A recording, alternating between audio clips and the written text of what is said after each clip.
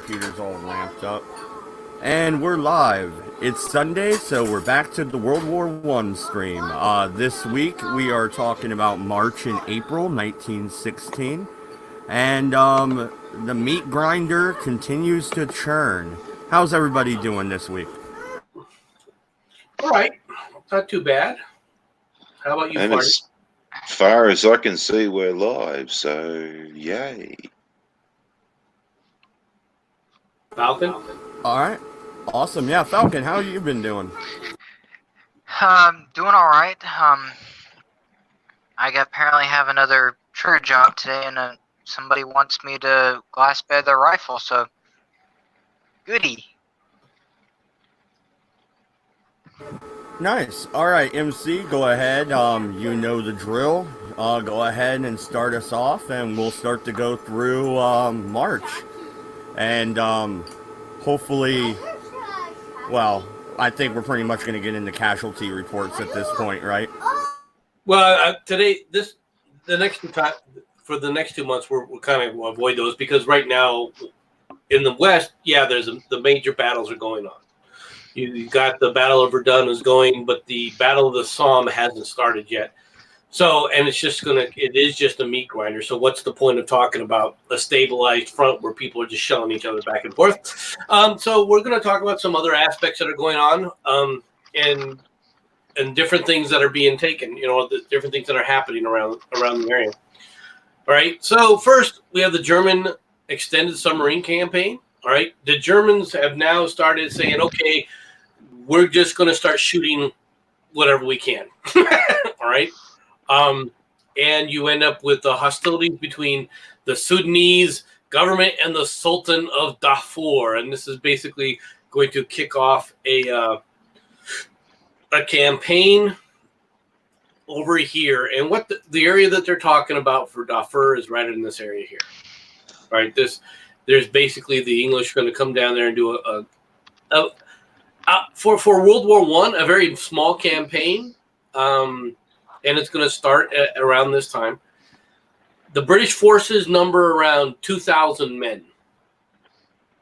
Okay, the forces that are arrayed against them approximately around 10,000. All right, and they're going to basically culminate toward the end of the year, and just basically it's a suppression. Now, of course, what you're dealing with, the numbers of men are there, but the equipment is obviously you have state of the art. For 1914 type of weaponry for the British forces, but for the Darfurian forces, you're talking muskets. Okay, so you can see how this is going to turn out. Yeah, no, and Farty, anything you want to talk about when it comes to the Sudan area? Oh, well, reason why things are kicking off in Eastern Northern Africa is mainly because this is where Germany has a lot of their colonies. Like I think it's South Sudan, the Sudanese, Cameroon, which we'll talk about in a moment. They're mainly all German territories and whatnot, and they're bordering on French and British and Portuguese areas as well. So, yeah, everyone's surrounded by everyone in that kind of an instance. Here you have Cameroon. All right, this area here is dominated by the Portuguese. This, of course, Algeria is French, and everything up here is French. This area here is French. French Libya, French Chad. And that's all desert warfare, pretty much, right? In well, the Northern Africa area. Down where it sort of starts to get a bit peachy. It's more sparse vegetation, terrain, sort of more like a more vegetated area, like version of the Arizona desert. Here, we'll do a map. This area here, you can see is jungle. All that dark stuff, that's basically the Congo. All right, Cameroon, you can see is just. It's not desert. This is desert. Yeah. right? Okay, I got you. Yeah. Um, Because the dense jungle territory, it's hard to even maneuver through there, right? In some places, yeah, it's impassable, but there's roads and stuff that traverse it nowadays. but at the time, there was very little. Mm. All right. Let's go back to you were talking about the forces of Cameroon. An agreement to the provisional administration of the Cameroons concluded between the French and the British governments. Okay, now just to explain what's happened there is that we missed out on this one pretty much because it was only a footnote and a side mention. This little conflict actually happened in 1914, where France and Britain had taken Cameroon from the Germans. Now this agreement, or the Provisional Administrations Agreement, which is also known as a Condominium of Powers, is it's basically a law where okay. Berlin, just after World War II, had their own sections. So you had the French section, the British section, and the American section. This is basically the same thing, but without sections. So France and Britain were basically co-owning Cameroon for the next couple of years. And this is basically the cessation of that. This is where Cameroon basically gets their semi-autonomy. They don't have a sovereign sort of head of state power type deal anymore. They don't really have a government either.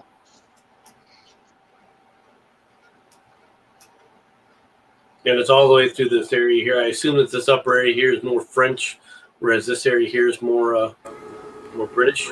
To get Falcon in on the conversation here, when you're looking at these battles in Africa, how many airfields are actually in these territories? Not very many, considering flight is, well, very new, and this is kind of a backwater fucking continent, to not be rude, but it is, right?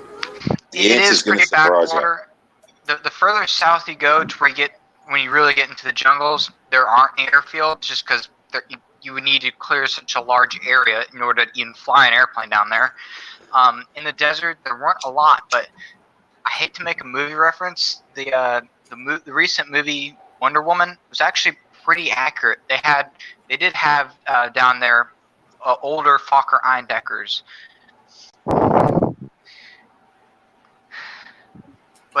but not really in the middle of the desert, just because the carburetors would clog up with dirt. Well, I think that one of the things that people have to remember, when you start talking about, the air war and everything from this perspective, the Spirit of St. Louis, for example, didn't do its solo flight across the Atlantic until 1927. We're over 10 years away from that. Exactly, and then even then, that we were referencing, it landed in Paris with a few gallons of fuel. It had about a half an hour until it was out completely. Now, So really, the only place that you saw anything happening actually were the British. British did use some air power up in their areas up in here in their African campaign, but even then, it was just for scouting purposes. Now, also too, you also got to keep in mind as well that this is back in the days where a nice flat field will do as a landing strip. So, with the whole respect of no, there weren't any like aerodromes or airfields or anything like that, you will find that a lot of air travel was still going on. It's just that just find a place to land. A lot of times it was unintentional.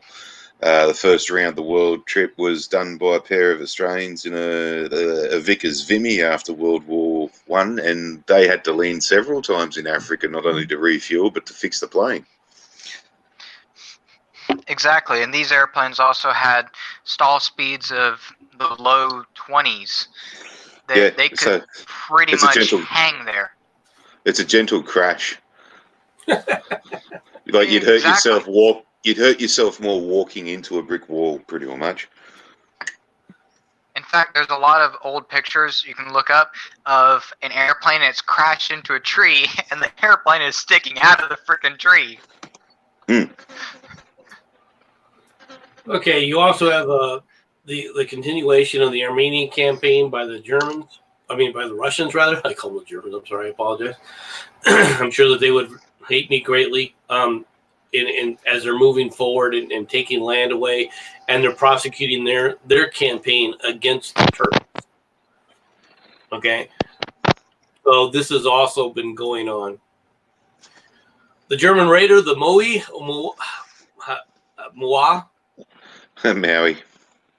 okay, returns to Bremen. All right, this is that German raider that dropped the ship off in America. All right, the Russians land at Tua. Okay, and this is the area of the map that I'm talking about right here. Right, they're basically trying to take this area away.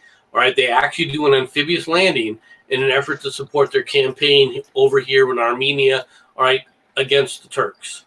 Now, there's a lot of people that were upset about this because they really wanted, of course, them to land forces closer here. All right, they wanted. You got to remember that Istanbul is the prize, and a lot of people were saying, okay, well, if you're going to sail down here, why don't you sail over here?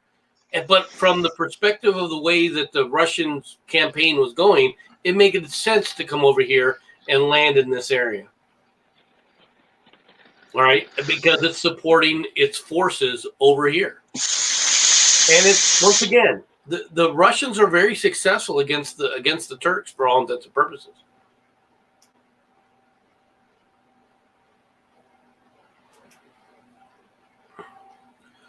Okay, the British advance forces on Kilimanjaro. All right, Prince Firman Firma, the Persian prime minister, resigns. And this is just more of the Persians, the Iranians resigning left and right, basically. Mr. Baker is appointed the United States Secretary of War. At this point in time, it's not going to mean a whole lot. Azam is appointed the prime minister in Persia. The second attempt to relieve Kut. Okay. And we have the siege of Kut. This is Kut. Now, when you say the siege, how close can you really get and besiege a city or a fortress at this point when you have artillery pieces that can shoot, what, miles? Well, okay, you don't have those here. You got to remember, these are mobile pieces in desert warfare. These are not the modern pieces necessarily that you're talking about on the fronts. They do have some artillery, but most of it's short range artillery. You're not firing these things hundreds of miles or tens of miles even. Exactly, Okay, and it's heavy, and trucks were nowhere near as strong or as off-road capable back then as they are today. So what you have is kind of like what you would call horse artillery from the old Civil War days, where they're much smaller and obviously have less firepower.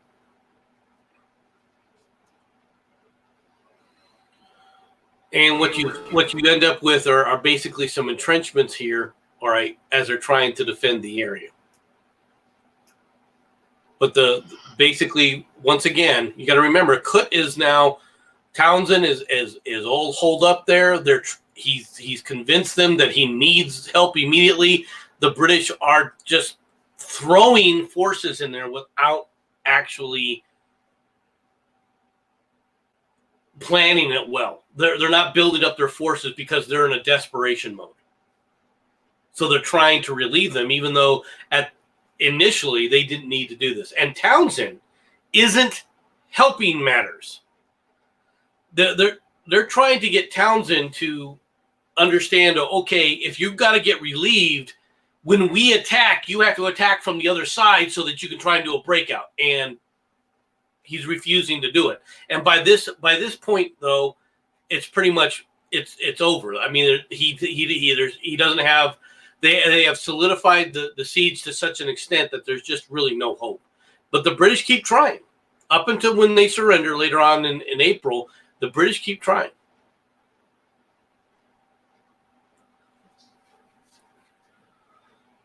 Then you have Germany declaring war on Portugal.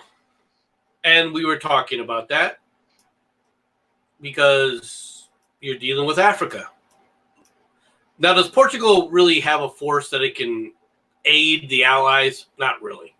All right. It doesn't really have any modern naval forces that it could add to the thing. So Germany declaring war on Portugal really has more to do with an attempt to run out of here and into these areas. Does that make sense?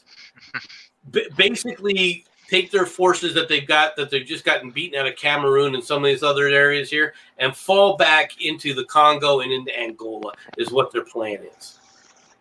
They're being beaten at Lake Victoria. They've been shoved out of Uganda and in Tanzania. All right. So where are they going to go? Right now they're flooding into the area that is technically controlled by Portugal. So they're just basically saying we're going to ignore Portugal's objection of us invading their territory. That's really what it comes down to, more than anything else. How much aid can Portugal actually give to the Allied war effort? Just territorial influence. You can move your troops through. They have no industry. They have no modern weaponry.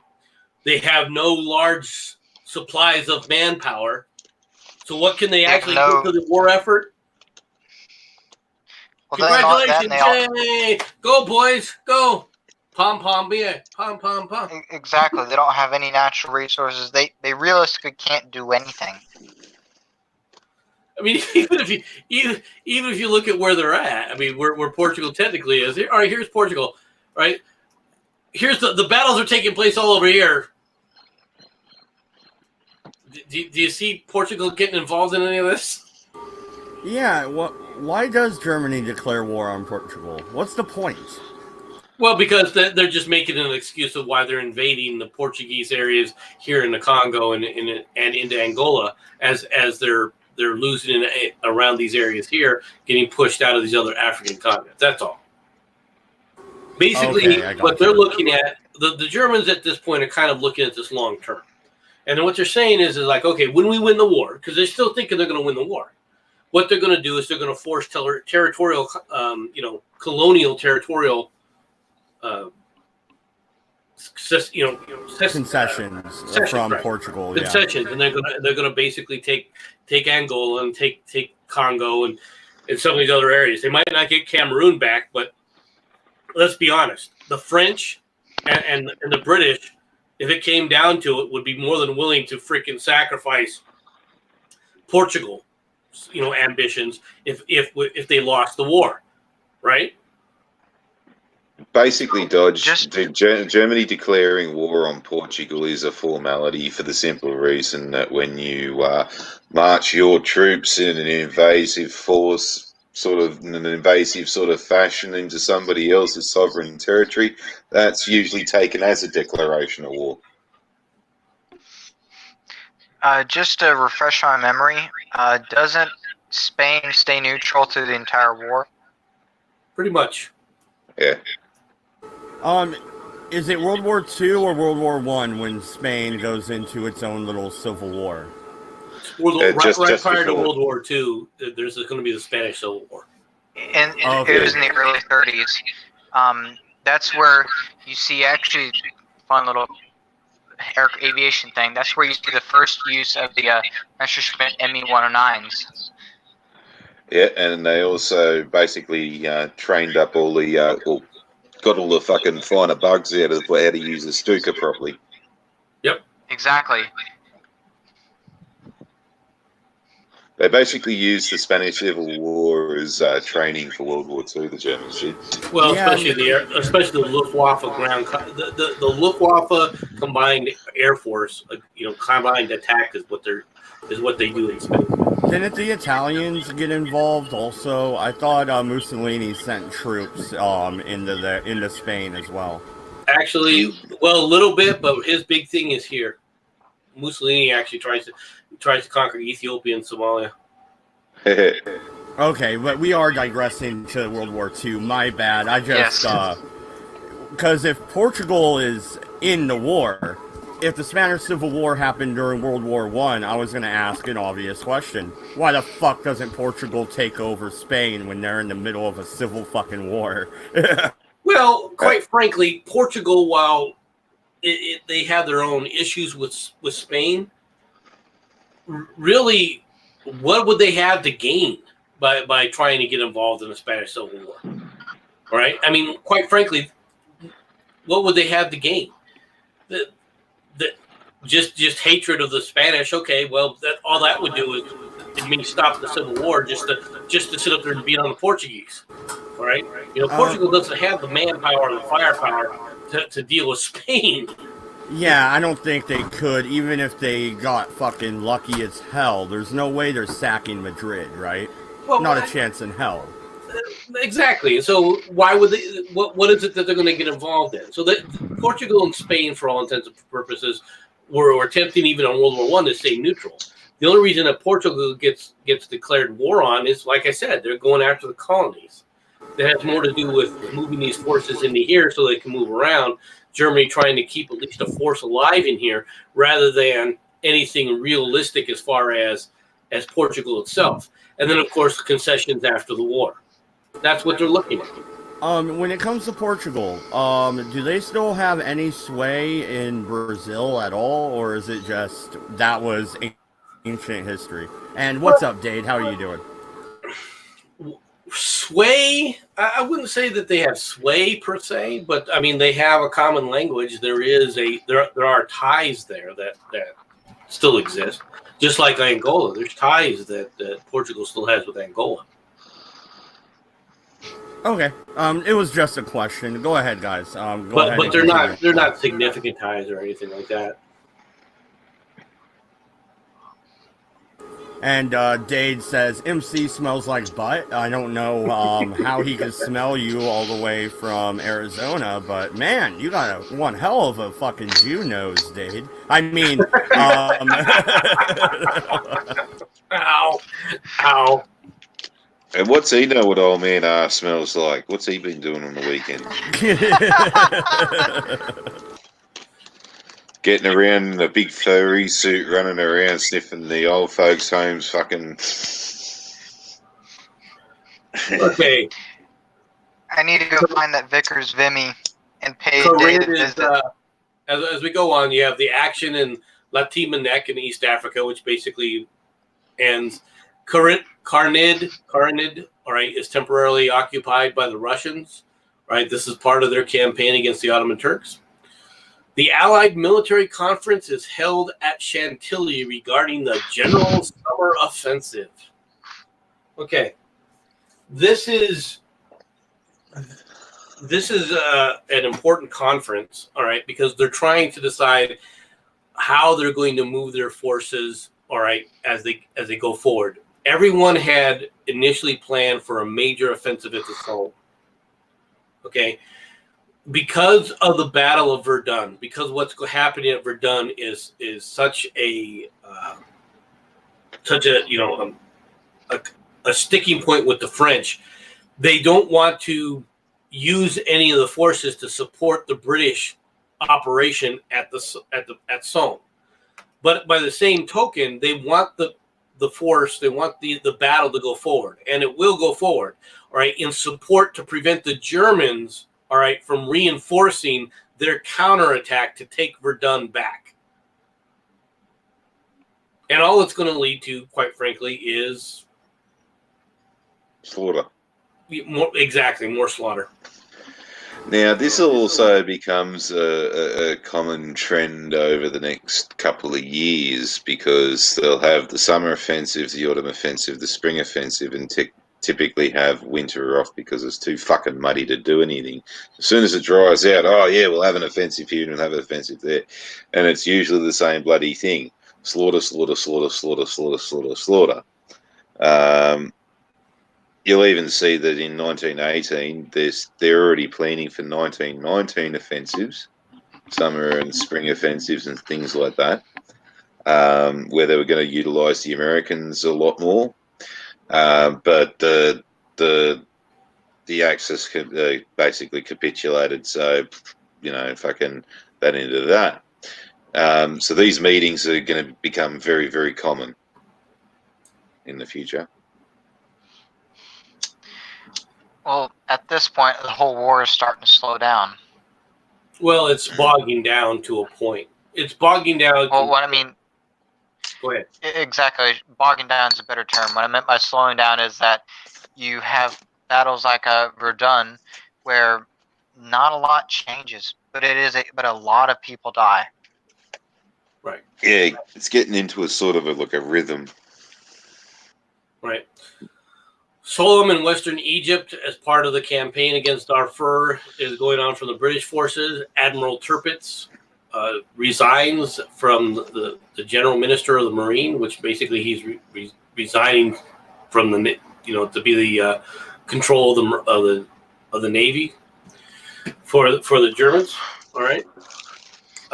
Austria-Hungary severs ties and diplomatic relations with Portugal, and then declares war on Portugal. Well, okay, that's more just a formality. Yeah, Yeah, Germans did it, so we're gonna do it. Yeah, that's exactly what that is, right? They're just. You know what's interesting is Austria-Hungary was actually more powerful than Germany for a while, right? And now they're just kind of the Germans tag along. Isn't that weird? Well, it all evolves into a modern industrial war. The one thing the Germans had, of course, were they had modern. They were a modern industrial state. They industrialized. Right, they were producing steel that was coming out of their ears. Quite frankly, right, they were producing the modern tools for an industrialized state. You didn't have that through the Austro-Hungarian Empire. There were certain areas that were starting to industrialize, but to be honest, they were just on the cusp of doing it. In many ways, the Austro-Hungarians were in a very similar situation to the Russians. Right, a lot of different ethnic groups within their sway, but you're still dealing with the old world mentality, the old world social structures. Yeah, we went through this in the prelude episode that Austro-Hungary had a very, very anachronistic, bloody monarchist sort of thing, and they'd overstretched their bounds. They had a very, very big army, but they weren't funded very well, so their equipment was outdated, their training was outdated. They were still using horse cavalry and stuff like that. They had probably about 5 machine guns in the entire country. They were still using, I believe, single shot rifles, like chassepot type rifles, at the beginning of the war. Obviously, technology advanced and all that kind of stuff, and they really couldn't compete with the Germans. The Germans were just way too modern for the Austro-Hungarians. They had no choice but to follow them. Exactly. When you were talking about industry and modern weapons and all that, I was just thinking about the Germans. They adopted the Gewehr 98, and of course 1898. The United States copied it with the M1903 Springfield. Yep. And it was the 98 was the safest, strongest action. In fact, it was the only action that you could take one bolt out of one rifle and stick it in another one, and it'll still work. If you try to do that with a Lee Enfield SMLE or like a French Lebel, you ran into a lot of problems with head spacing.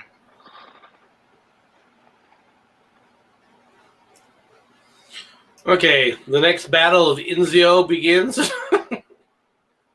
which is in this region here, which, once again, this is what you're fighting through, right? Heavy mountainous terrain. And, of course, it's the result's going to end up being basically another stalemate where more people are dying, and not much else is going on. You have...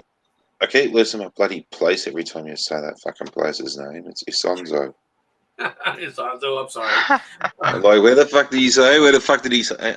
Oh, it's Isonzo.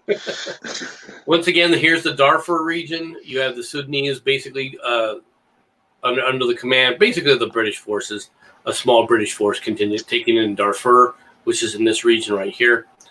Now, what's interesting here is you can see that this region is somewhat mountainous, all right, but there's at least a little bit of water here, all right. So this is known as an area for furs, actually, Darfur. That's what it's basically known for, and you're seeing a retreat into this area, and they're going to be battling in skirmish type of an environment all the way through here and through until the Sultan of Darfur dies.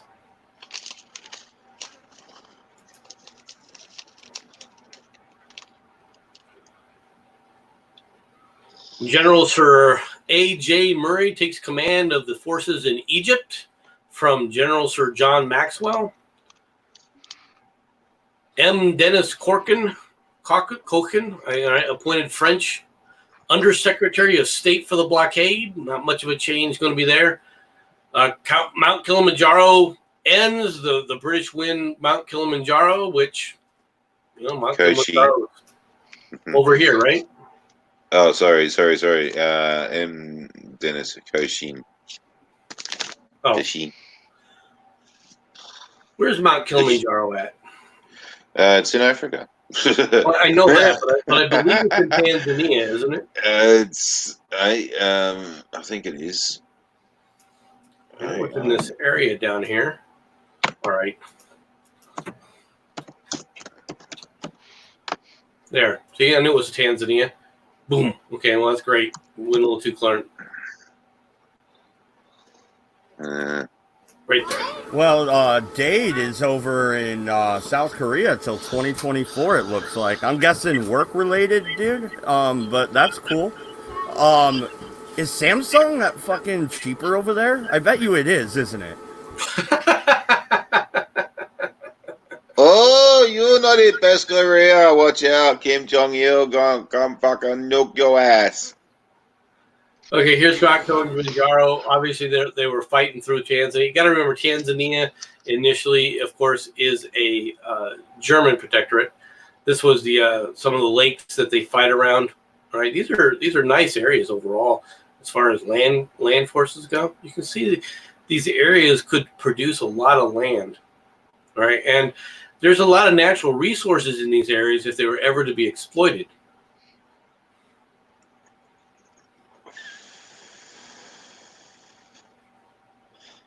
Yeah, the British had a lot of success along through Africa here, and it's not long before they actually pushed the Germans off Mount Kilimanjaro. Yuan Shi Kai relinquishes the throne of China. I think this is the last emperor of China.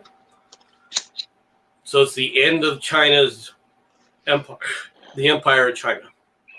There's no more emperors of China. And then you have the SS Sussex is torpedoed by submarine in the English Channel. This is the Sussex, all right? Its bow, basically everything from here is blown off. Yeah. The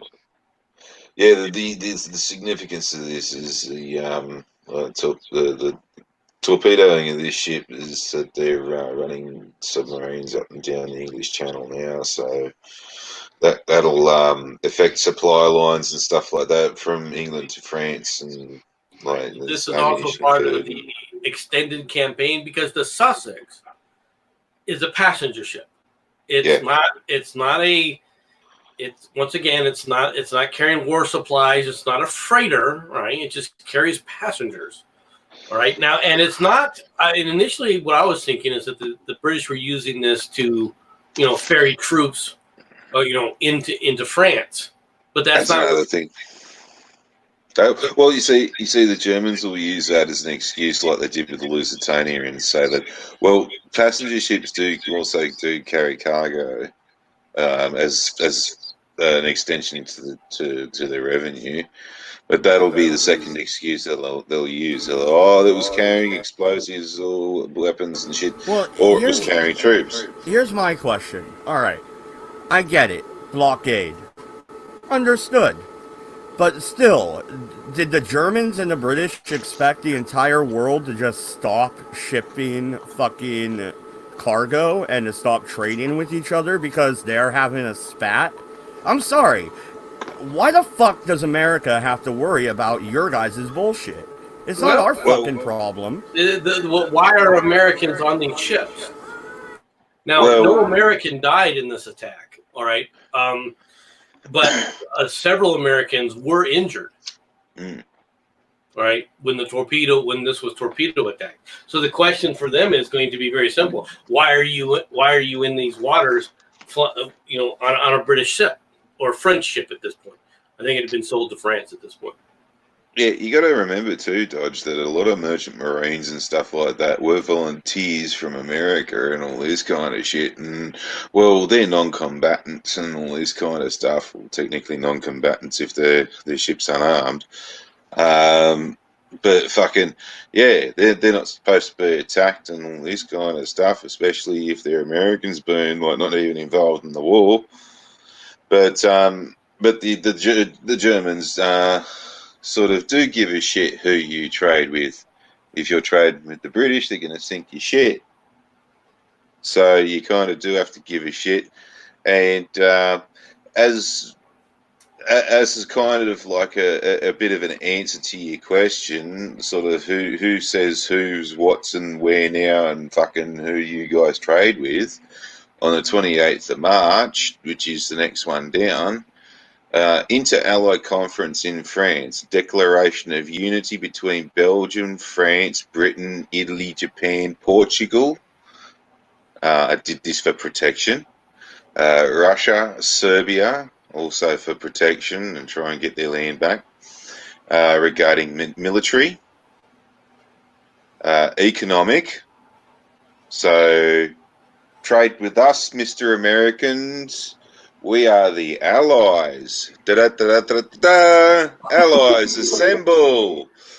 And Wait, diplomatic. is this the part where we put our power rings together and we summon Captain Planet? Pretty, You guys need help. Yeah, pretty much all these cunts get together, earth, wind, fire, farts, and bourbon, and 2 whiskeys, a beer, and a tequila, and all that kind of. Basically, what they're doing at these conferences, though, to be honest, is they're making plans of what's going to happen after the war, and they're saying, okay, first of all, you have to respect everything, our territory prior to the war. Okay, you have to respect it all, and you have to guarantee it, and that's what they're trying to do. Now, this is going to fall apart later on, but right now, this is what they're doing. Right, they're then talking about, okay, how are we going to carve up the Austro-Hungarian Empire? How are we going to carve up the colonial, powers of Germany, the colonial their colonies and stuff? Who's going to get what, when, and where? All right. Oh, that's exactly. To the winner goes the spoils. Actually, right. Actually, that actually happened last year between France and Britain, Italy, Japan, and. But now you got Portugal. Portugal is going to want their little piece too, even though they didn't do anything. Yeah, no. Italy and Portugal keep their shit. They get their shit back. Italy's stuff is never really threatened.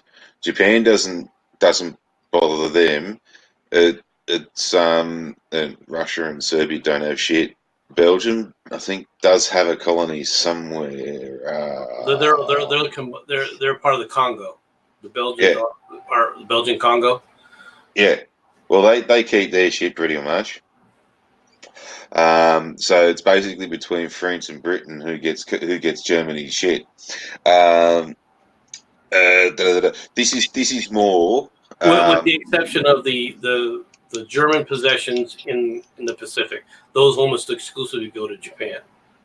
No, well, this one, the Inter-Allied Conference, basically is where they begin to say, right, well, fucking, we're going to work together as an allied force against fucking diplomatic affairs open up between a lot of them. So this, that, and the other thing.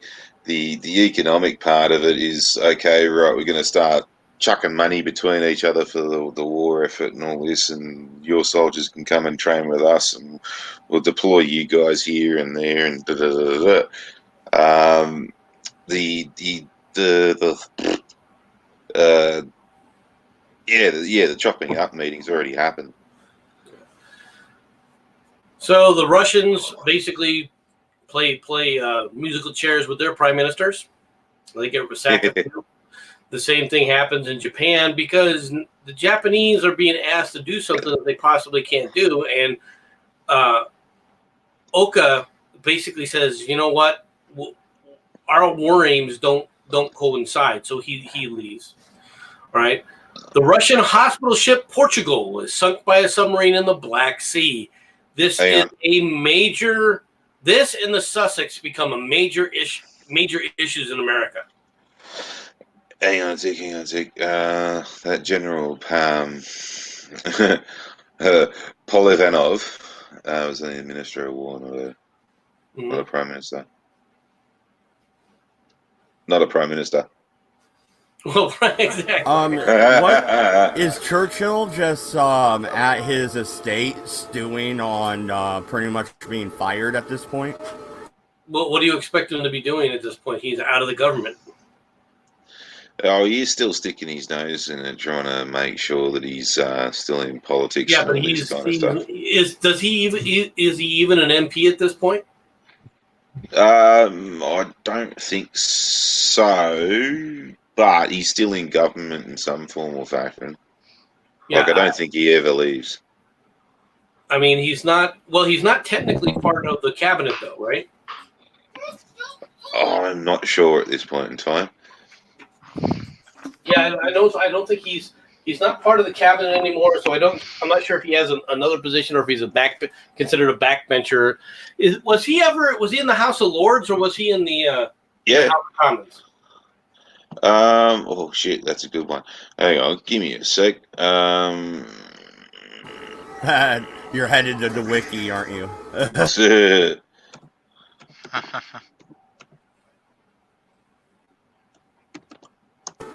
Well, meanwhile, in the meantime, I'll read the chat. We got Sherardi in there. What's up? Oz is in there.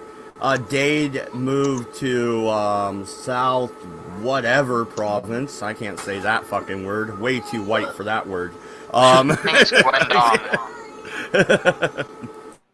What's your nearest major city, Dade? Just out of curiosity. Meanwhile, Gyeongsang. He was conservative. Sorry. He was conservative. Whatever the fuck that was. I have no idea how to say that. Yeah, that's what I was guessing too. Then we go into the airships are destroyed. Now here we have. Let me pull this here. Hang on. Is it just me, or does that look like a bunch of clickety clicks from Dade in the chat? I totally cannot understand a word you just said, motherfucker. Rightio, this is Falcon's forte. Off you go, mate. Right, and let me minimize these and put them side by side so you can see them a little bit clearer. If I can bring them up together. Welcome to the end of the very short age of the airship. Well, for Germany anyway. Well, yeah, mostly for Germany, but for land warfare, the airship's days are over at this point. There's a handful left, and then they'll be gone within about a year. You can see though this is L2. I assume the L15 is something similar. This is an L50. All right, you can see that the design, how much the designs have really changed here, and I wanted you to comment on that.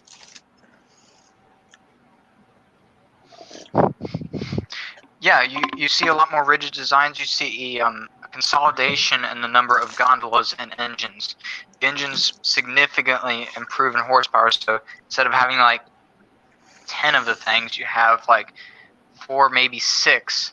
And instead of having a bunch of gondolas hanging from the bottom, you have like 2 at most were really big, 1, 3, and then 1 or 2 stations up on the top where you just station guys with machine guns. Up in here? Is that what you're talking about? Yes, sir, on the very Yeah. top. Yeah. Because just like with a bomber during the Second World War, your underside was pretty vulnerable. Well, especially with the Lancasters. With the airships, up top was where you're the most vulnerable. So might Yeah, as well 'cause- put a couple guys up there with some machine guns. Yeah, because typically everyone's slung underneath it. So typically that's where you'd normally have your guns. Now, the one thing we haven't touched on, we've tapped on the airships a few times, but was partially, or the reason why the Hindenburg burst into flames was because Germany was in a helium embargo. Helium's a much less volatile gas. In fact, it's an inert gas that doesn't burn, and it's lighter than air gas, and it's what everybody else uses. But since Germany couldn't get it, the next best thing was hydrogen, which, as you know, is I actually Well- have a little bit of insight on this one, guys. I watched Alright. a documentary about 3 days ago on the Hindenburg, Mhm. and the night before they made the trip, they had came in to Berlin, and they had came in during a thunderstorm with high winds, and they had made a sharp left degree turn to dock with that pylon thing that they dock with to tether themselves. Yep. And they think what happened is each hydrogen cell had this cloth inside it.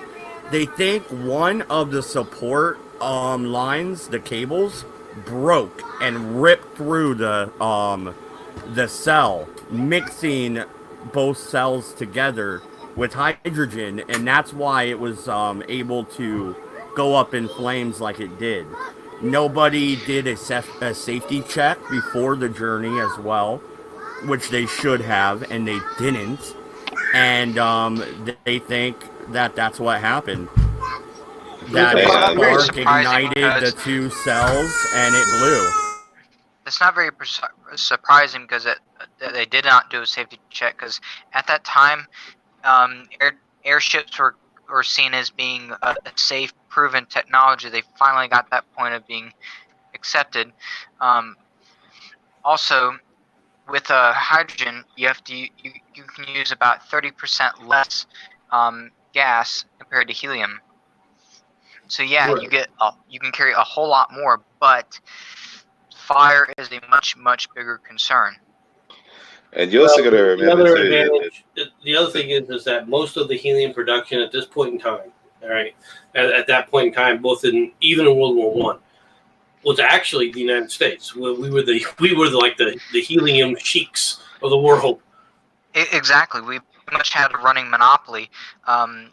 Back to Hindenburg, I hate to go to the 30s, but the reason why it had hydrogen was the U.S. said, no, we're not selling any helium to you. yeah, that's right, helium embargo. But with the Hindenburg, fun little fact: there was actually a smoking deck. And in that smoking deck was a Zippo hanging from this piece of string from the roof. They reckon someone might have walked out of there with a cigarette and leaky bag. Woof. But they also, Possibility. Okay. they Was also there a reckon smoking deck? Because the Yeah. documentary I saw, what they said is they confiscated every lighter on the way in. Yeah. It was required to even go onto the airship. You had to hand over any lighters. Yeah, that's why the Montage. one in the smoking deck was tethered to the roof. Smoking decks were very normal back then.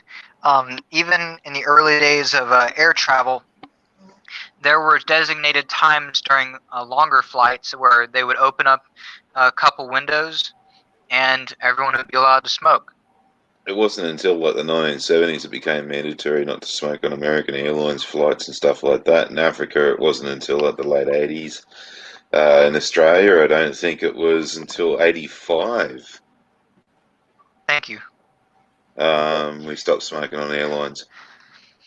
But that's in some cases why, and especially older like 737s and stuff like that. If you ever fly on a 727 and it's still got the original seats and shit like that, you'll see an ashtray in Yeah. Well, let's get back to World War One now, guys. it. All right. All right. The 1st of April, you end up with the end of the German mastery of the air because the British and the French guns now have the interrupter gear.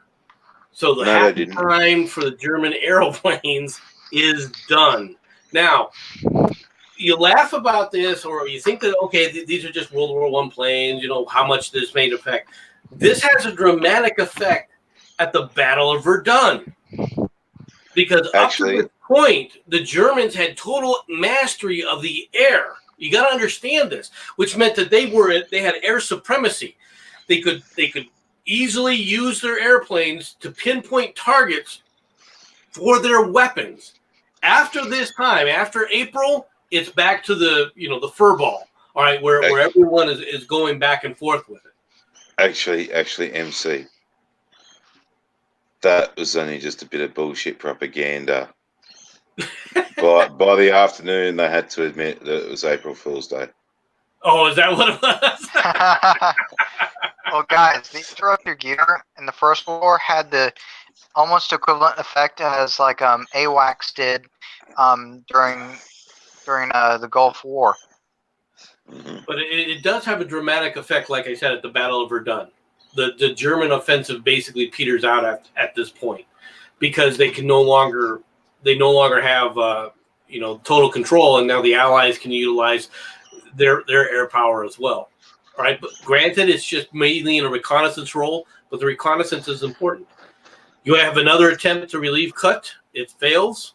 Okay, the Greeks, of course, still are trying to placate both sides by not. They don't like the fact that the British are still in charge of Lesbos. They don't particularly care. They don't care for the way that the French have taken Corfu. All right. They basically feel like they're getting trampled, but at the same time, they greatly fear the Central Powers. So they're trying to always maintain kind of a neutral position.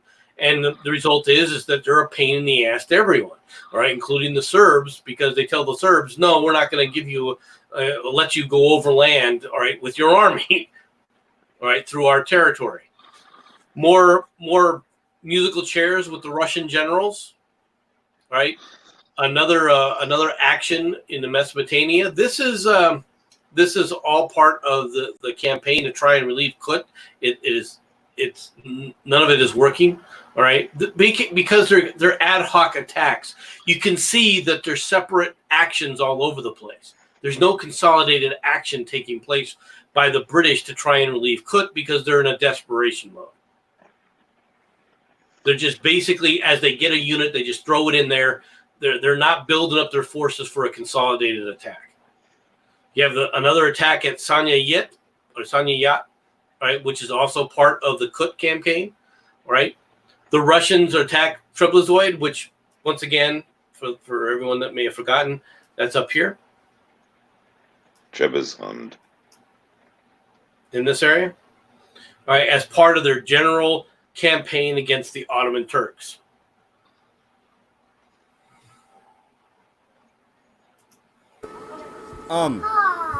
When it comes to the Russians and the swapping of the generals, that is a direct result to the Tsar's fumbling of the campaign, is it not? It depends on how you look at it. Since the Tsar is an overall charge, you can say that, yeah, it's his fumbling of the campaign, but it really has more to do with the aristocracy. It really has more to do with the Russian aristocracy and the power of the Russian aristocracy and what the Tsar is having to deal with. He can't just walk in. Everyone thinks that the Tsar was the total autocrat. He could just walk in there and go, okay, you're dead, you're alive, you're dead, you're alive. And things would just move like that. But it didn't work that way. You had a lot of these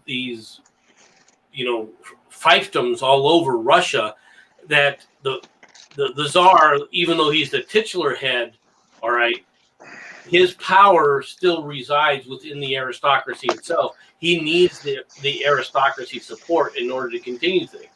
And so he can't just go in there and get rid of some of these commanders who, quite frankly, are subpar. And unfortunately, at this point in the war, many of them have already been replaced. The guys that are getting replaced now are not incompetent. They may not be the best, but at the same time, they're losing battles, all right, and they're losing men simply because they don't have the ability not. Okay. Yeah, anybody want to add to that? Because I asked my question, and MC did a pretty good job answering it, so.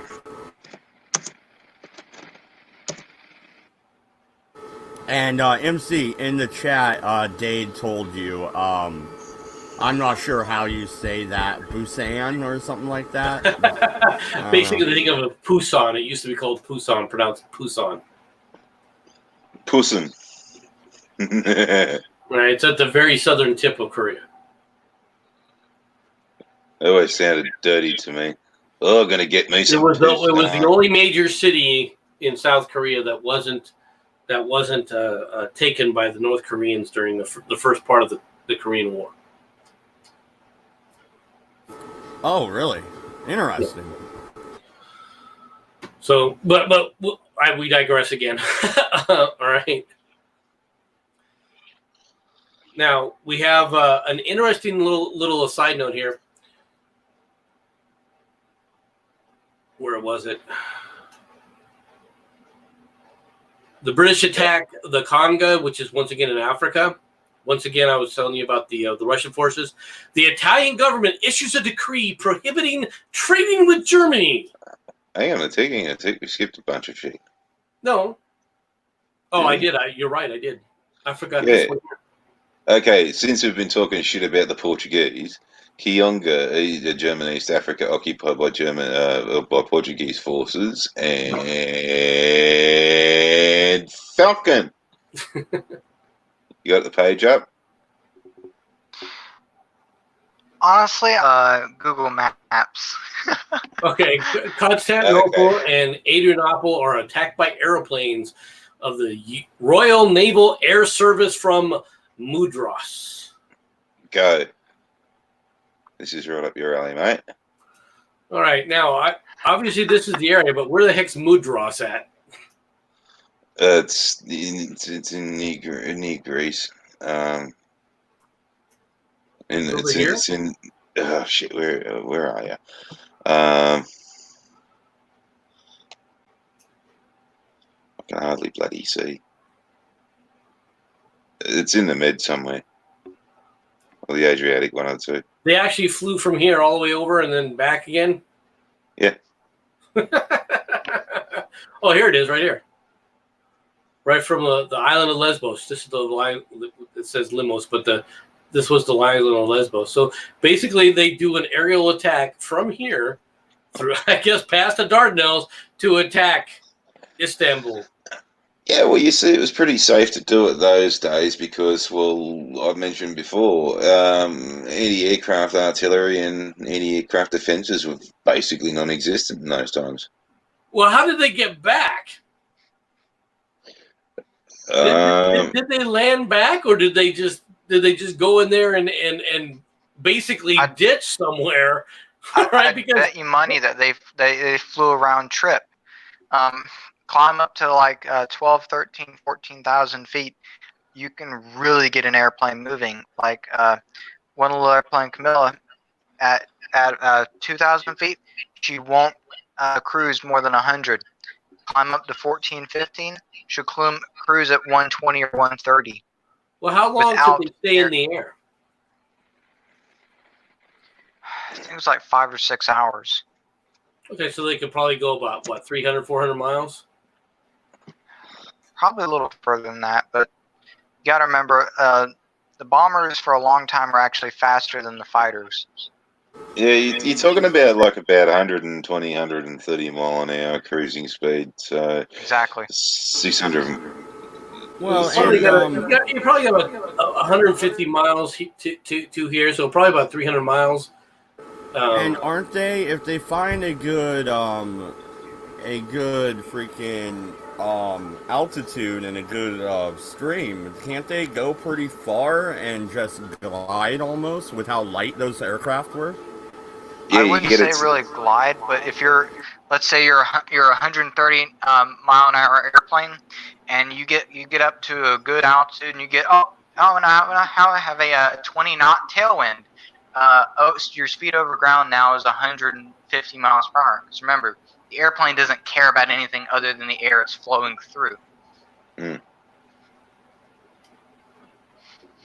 Now that means that when you were on your way back, you're either gonna have to climb or descend, or you either have to get above or stay below that stream of air, or else you're gonna fight that same 20 knot wind all the way back.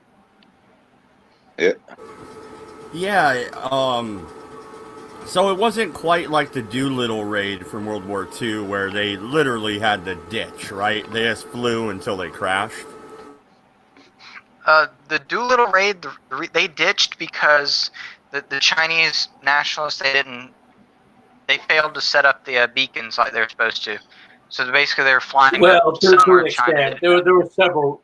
There were several Yeah, I reasons know. with the Doolittle attack. Not the least of which is they had to launch a lot further out than they planned. Yeah, because Exactly. they got didn't spotted. have to, but they did. They did launch. Let me put it that way. So, okay. The action in Mesopotamia, the United States government sends a note to the German government on the Sussex case. All right. And this is basically going to lead to the Germans saying, okay, we will start to restrict our submarine warfare again. Okay. In East Africa, you have the... Well, real quick before you move on to East Africa, Mm-hmm. the thing is though, the Germans agreed to reverse their decision, but don't they change their mind only like 3 months later? And Well, that's yeah. pretty much what forces the issue. The United States is going to start to inch towards war here very rapidly. Well, at this point in time, you got to remember there is still a very strong anti-war sentiment, all right, going on, and Wilson is running for re-election. Okay, this is in the middle of America campaigning season, all right, where incidents like this, yes, it does push the Americans to send strongly worded messages, and depending upon how they're received, it changes the dynamics. Initially, it looked like Woodrow Wilson would lose his re-election campaign, but because he continues to walk this fine line with America staying neutral, he wins re-election mainly on the strength of he kept us out of war. And then he immediately brings us into the war, but that's neither here nor there. And then in 1917, he brings us into war. But that's what they usually do, isn't it? That's a year away. That is a major year away. Okay, you have Iragangi, all right, taken by British forces. Orangi, okay, and then you have this, and this is more important than people realize. All right, Field Marshal von der Goltz, all right, is assassinated by an Albanian officer. Now, von der Goltz is a German. He is there as a advisor, the German advisor to the Ottoman Turks. And it's his leadership, all right, that has surrounded Kut and is what's allowing the it's basically given the backbone, all right, to the Ottoman forces as they've surrounded Kut. It's his leadership that is actually winning the battle against the British there. And so as he ends up getting assassinated, I'm guessing the siege starts to break down, and the British Well, end up but by getting this out. time they're starving, and you're going to see them surrender just a few days later. It's too little, too late, is what happens. Oh, okay, I got If you. they had killed him earlier, it might have done something. All right. The Russian troops from the Far East arrive in Marseille. So basically, the Russians join the Western Front. They have sailed all the way from Vladivostok, all the way around and over to France. These are Russian troops on French soil. Yeah, this is part of that thing at the end of last month with the whole allies assemble. This is amalgamation of military forces for the greater good. The disguised German transport Aude sinks herself after capture while trying to land arms on the Irish coast. Remember that guy that was running around that we talked about last month? All right. Well, you're going to see the fruits of his labor in a little bit here. Roger Casement lands in Ireland from a German submarine and is arrested. The third attack at Saniyat is repulsed. Once again, this is an attempt to relieve Kut. It once again fails. And the outbreak of the Irish Rebellion begins. They didn't get their potatoes. Fiddly-dee, to be sure. All right. Now, this is, you got to admit that this is a coup for the intelligence services of Germany. They've been trying to foment revolutions throughout the British Empire, and they finally succeed in causing a rebellion in Ireland. Well, they haven't only been trying to do it in Britain. They're also kind of successfully do it eventually in Russia. Right. All right. You have the final attempt to try and relieve Kut, the HMS Juliar. Now, this is just basically a gunboat. It is sunk in the Tigris River, the Tiber. The laying of the French coast barrage commenced by the British Navy. And these are, I believe these are barrage balloons, correct? If I'm not mistaken. No, these are like bloody submarine barrages. Ah, okay. Basically trying to protect the area from German subs sneaking in. Basically, yeah. Right. Because Belgium's part of that treaty. They're not officially in the war, but they are part of the treaty now. So they're now a viable target for the Germans.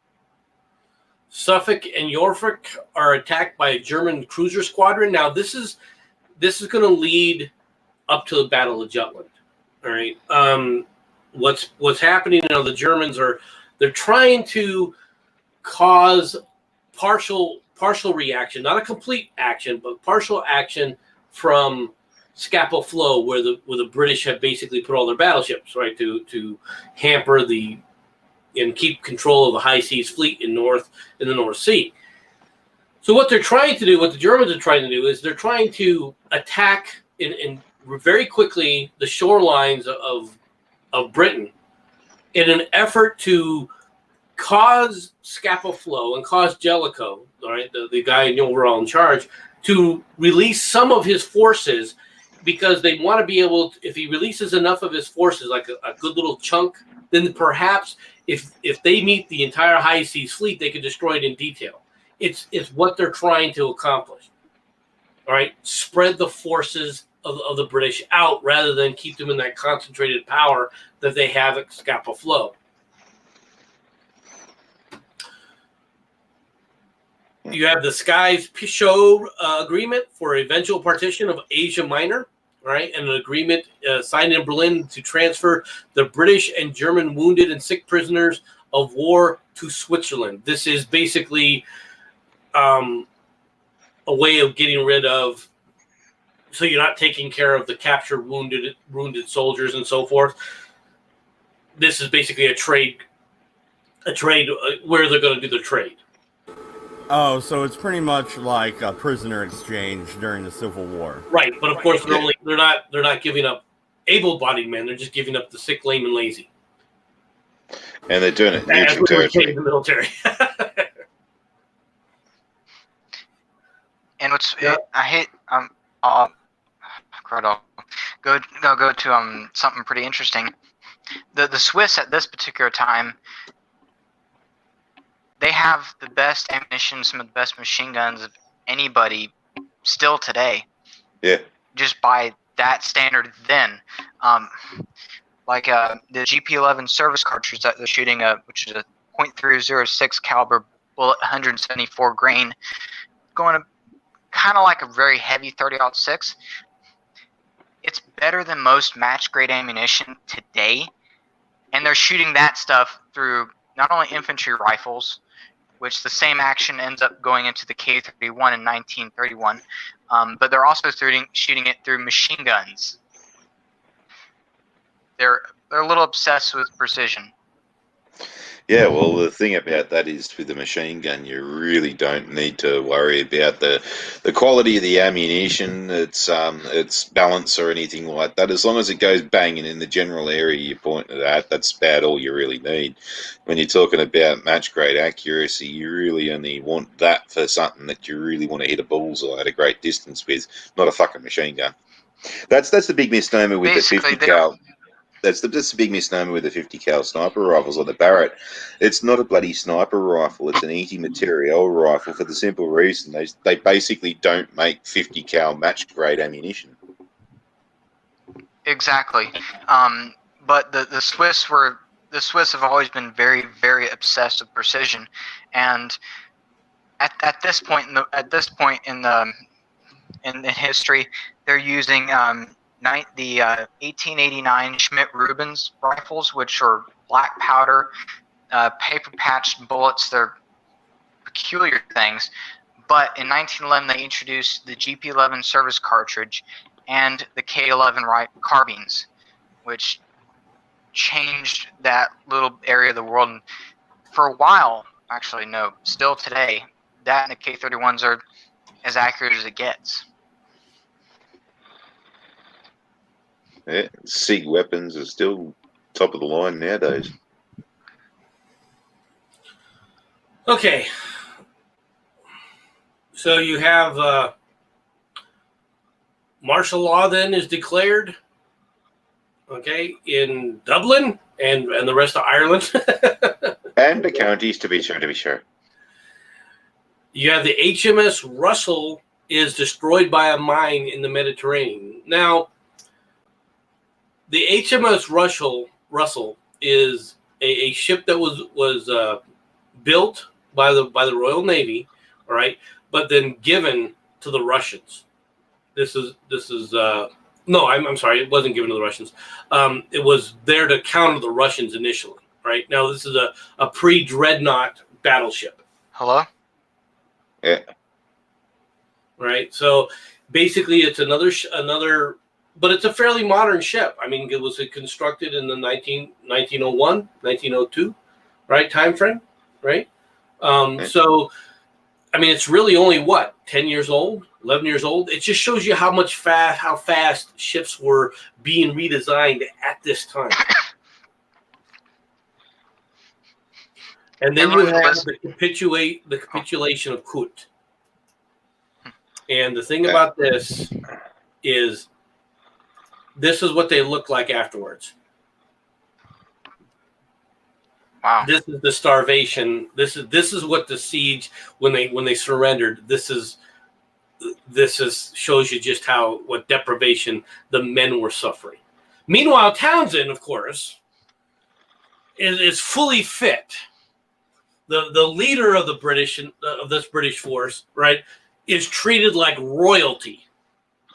Oh, well, you see, officers don't work. Officers don't eat with the men. They sit in the mess tent with their service uniform on. They have their butlers and their waiters and servants and stuff to bring them 5-course meals of Peking duck and sirloin steaks and whatnot. I mean, while quite the men eat the rations. frankly, Townsend is a disgusting excuse for an officer. He's just See, this he's is just why an I old respect officer. men like Rommel a lot more. No, Townsend's an old officer. He's the kind of officer that's like still romantic and fucking. Oh, so he's sitting on the hillside sipping Sancerre whilst watching the battle over the over the fields and shit like that. He's a fuckwit.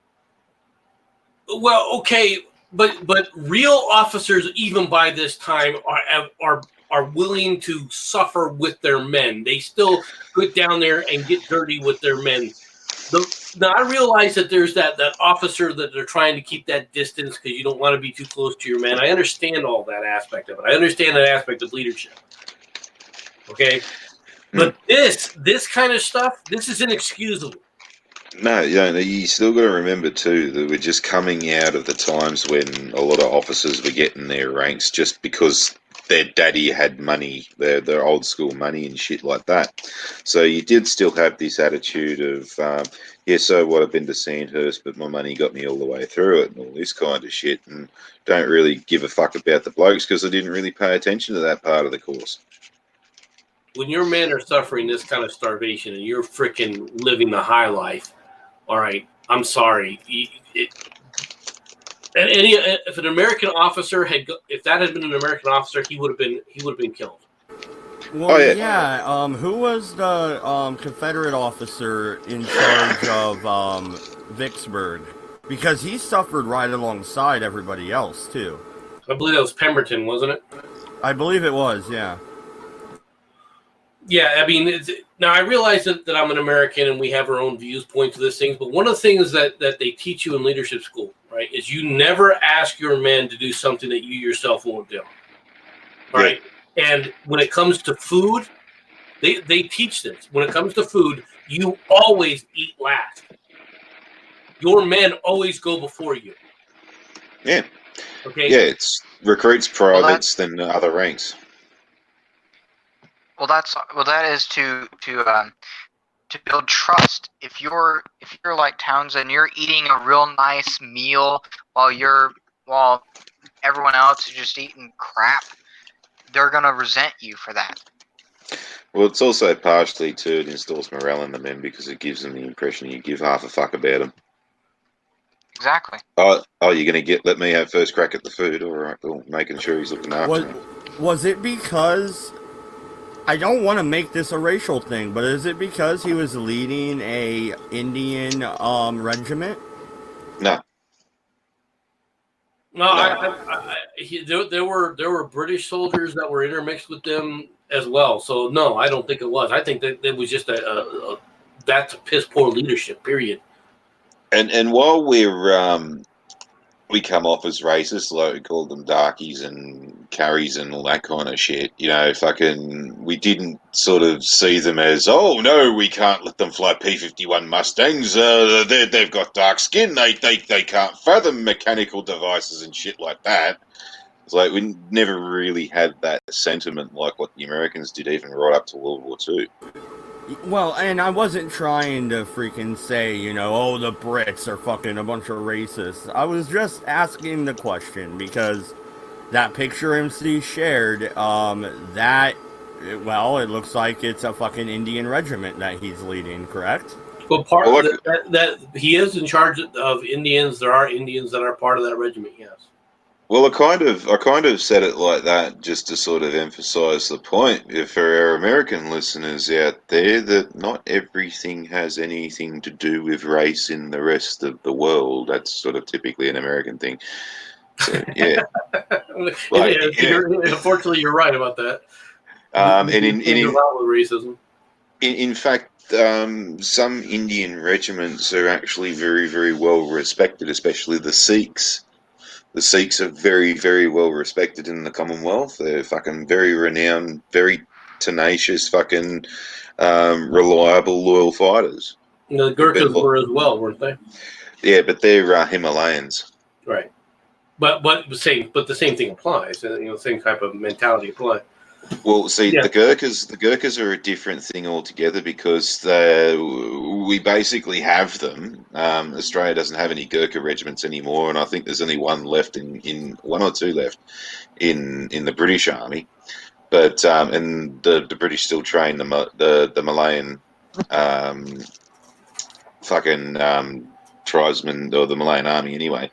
But basically, the way that they hunt is they got this knife called a kukri, and it's basically curved to basically fit around your neck pretty much. So as they just sort of move the blade across your neck, it's going to slice and go deeper as it goes around your neck. Anyway, their The tradition kukri looks is bad. yeah. There's a tradition that goes with it. If they draw it, they must draw blood, and if they don't kill you or kill whatever they got to cut themselves before they put it back in the sheath. But their main claim to fame and their greatest party trick is that they can hunt animals on foot. They use the kukri to kill their prey, and they are so fucking silent. It is not bloody funny, even to the point where during World War II, up in the Northern Territory and up in Papua New Guinea, the Australians had to tie their boots a specific way, and there was a little metal Australia badge that they used to wear up on their shoulder, on their epaulette. Now, if you forgot to do your boots up properly, because the Japanese did it, they tied a knot in the end of the lace, and then they basically went across, up, across, up, across, up, instead of halving the laces and going opposites, opposites, opposites, opposites. So we did it opposites, they did it across and up. And the Gurkhas, if they were on their bellies or something like that, they'd feel for the laces, and if they were standing up, they'd feel for the Australia badge. And if you forgot and you felt a hand on your shoulder or a hand on your boot, the next thing was going to be the kukri around your neck. And you did not hear that happen. Grandfather was telling me about this one story where about three Gurkhas slipped into their tent in the middle of the bloody night, and he couldn't get to sleep, and he was up all night. These three cunts just slipped in, and they found 3 empty beds, and they had a snooze for a few hours, and they went back out again. He saw them move, but never heard them make one single fucking sound. Yeah. And it freaked him the fuck out. Well, there's lots of stories along those lines. And basically, you have the Havre Declaration signed by France, Great Britain, Italy, Japan, and Russia, guaranteeing the integrity of Belgian Congo. Okay, now this is something that I was mentioning with that last little agreement thing where you said, oh, well, they're going to put this mob out. No, that this is those agreements there where, see, they're guaranteeing Belgium's their terrain and stuff like that. They guarantee Portugal theirs and another one. And then you have the final thing of the month was the ending of the Battle of Lake Nothros, which is right here in Tanzania. And I want to take a few minutes to discuss the Irish rebellion. Is that the IRA rebellion? That's not the Easter Rising, is it? No. Okay, I didn't think so. So go into what that rebellion was. Was it the Easter Uprising? I mean, it is. This is Easter.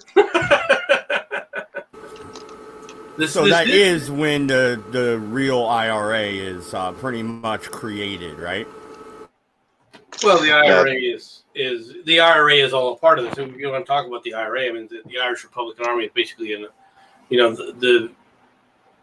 the Irish are trying to rebel, and they begin their rebellions at this time. They finally succeed in, I believe it was 1919, is the what we term the Eastern Rebellion, I believe, which is going to be coming. But it all stems from this time frame. Okay, so we'll discuss it a little bit more in depth on a future episode then. Yeah, no, but this was an Eastern Rebellion in 1916. This is the beginning of the Eastern Rebellion. As we're heading into the summer months, anything to take away from all this, as we're leaving winter, so it's going to start thawing in Russia here pretty quickly as well, which means the Eastern Front is going to go hot again, right? Yes. Yeah. There's going to be a lot more movement on the Eastern Front, and the Russians are going to lose more men. Basically, strap on your diaper, boys and girls. Shit's about to get far fucking worse. That's basically what happens in the summertime. All right. Well, then, hopefully we'll be back around next Sunday. I'm not sure though. MC, are you having to make a trip over here to the West Coast? I am not for this week, but toward the end of this month, it looks like that's when that's going to be. They just put it off for 3 weeks. All right. Well, then we should be back next Sunday. Everybody, I do want to thank everybody for reaching out. Yesterday when we got that strike, Doku made us think on Twitter, and they turned around and reversed it on my appeal quickly. I think my channel had to strike for about 5 hours yesterday. That's it.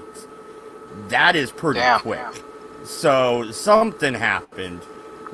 They don't usually review an appeal that quickly. So thank you everybody for helping us out. Really do appreciate it. Any last thoughts, guys, before we end it? No. I think we're good at the moment. I know. Hang on. Let's take it to an even hour and a half. I know what we can talk about. Hey, Falcon, let's bitch about the F-35 for 5 minutes.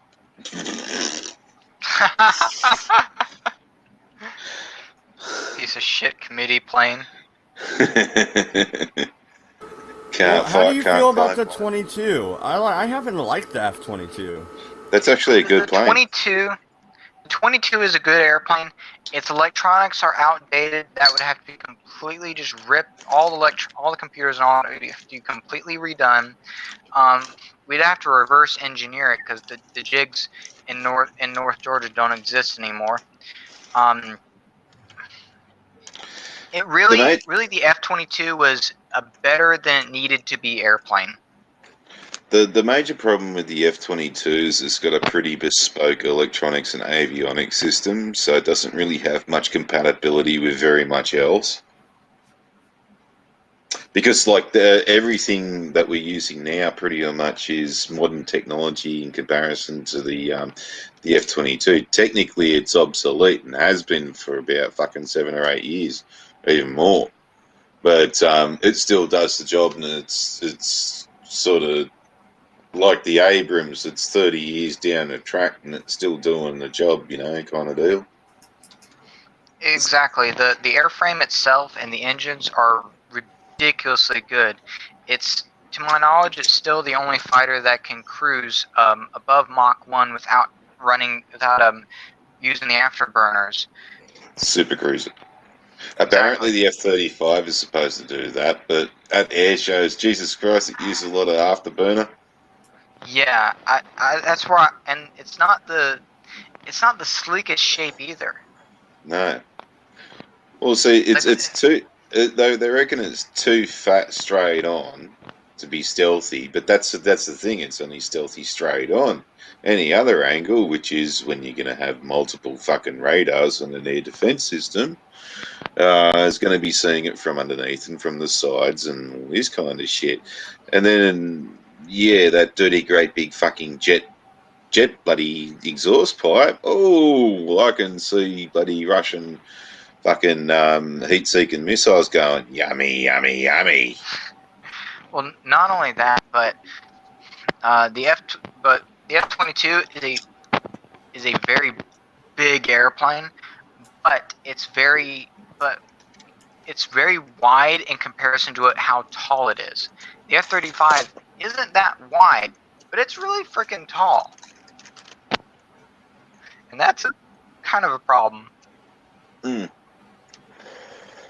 Yeah. Especially those giant intakes, getting reflections off of the compressor blades.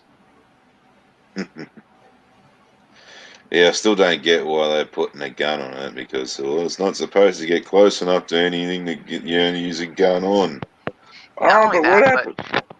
But even in simulated dogfights with the F-16, it loses every single time to an airplane that is 40 years older than it.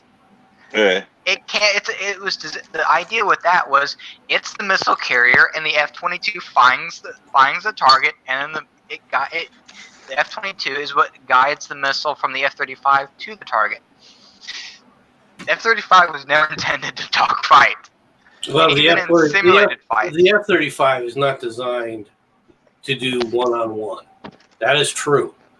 Right? In a one-on-one combat situation, it is at a disadvantage. But it wasn't designed to fight in that kind of configuration either. That's why, yes, when it's against the single F-16, it loses. However, if you have them in the configuration that they expect them to be in, all right, the F-16s get blown out of the sky before they even realize the F-35s are in the area. Yeah. They're that efficient. The F-35, for all the bad things you want to say about it, is not a bad airframe. And yes, is it as stealthy as an F-22? No, it's not. Okay, but Honestly, it's stealthy enough to get where it needs to launch its ordnance, which is what it was created to do.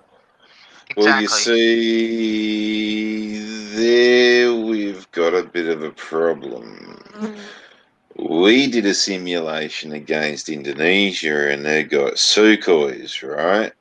I can't remember what model, whether it's a 35 or 37. I think they're 37s. Yeah.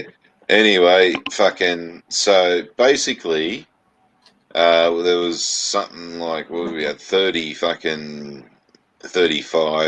We had 18 Super Hornets, and a fucking what's it called? A wedge tail, and 2 MRTTs, and basically all the Sukhois did, the Indonesians did, was they turned around, made the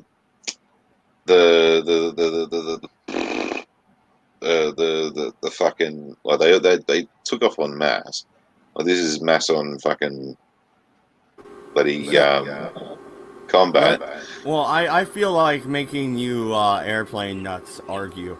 Let's go into the classic argument: MiG or F-16. Hang on. Which MiG? Hang on. Let me finish this quick.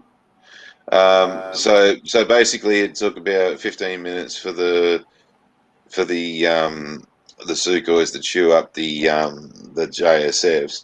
After they basically turned around, ran away, got the JSFs to chase them at extreme range. The JSFs fired all their missiles and shit like that. Turned around, ran back home, and then the Sukhois just chased them down because the Sukhois can go faster than the JSF. Shot them all down by fucking hit them in the ass with all the heat seekers, and then apparently they got the best of the Super Hornets, and then, well, most of the Super Hornets, I think we kept 3, and they killed the AWACS and one of the tankers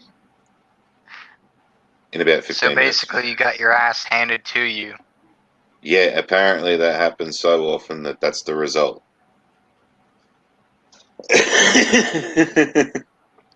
Matt, to answer your question, I think you're referring to the age-old question of MiG-29 or F-15.